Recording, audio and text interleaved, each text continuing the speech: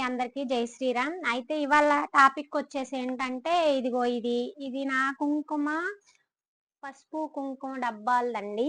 ఎందుకంటే ఈ డబ్బా ఇప్పుడు చూపించేది నేను ఎప్పుడైనా దేవాలయాలకు వెళ్ళినప్పుడు కానీ లేదంటే మేము శ్రీశైలం ఇలా టూర్లకు వెళ్ళినప్పుడు కానీ ఖచ్చితంగా మనం పొట్లాలు కడితే బ్యాగ్ నిండా అయిపోయి ఆగమాగం అయిపోతాయి కదా.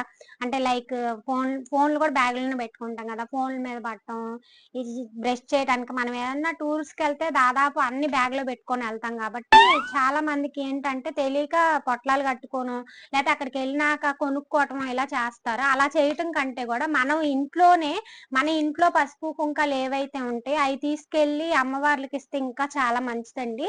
నేను ఎప్పుడైనా సరే ఇదిగో ఈ డబ్బా ఒకటి పెట్టేసుకున్నాను. దీంట్లో ఏంటంటే పసుపు కుంకుమ గంధం అక్షింతలు కర్పూరాలు ఉంటాయి. ఇందులో నేను ఎక్కడికి వెళ్ళినా కానీ ఈ డబ్బా మర్చిపోను అనమాట.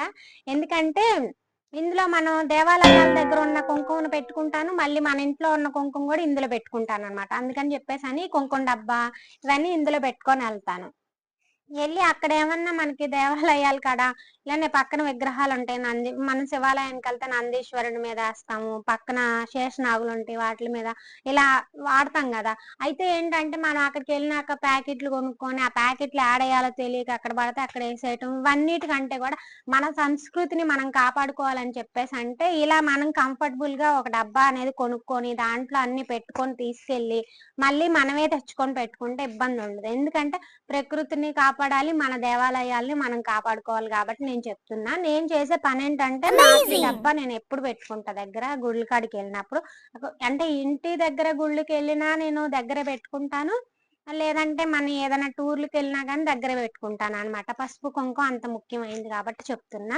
సో వీడియో కనుక నచ్చితే లైక్ చేయండి, షేర్ చేయండి, సబ్స్క్రైబ్ చేసుకోండి. ఇంతసేపు మీరు వీడియో చూసినందుకు థ్యాంక్స్ అండి.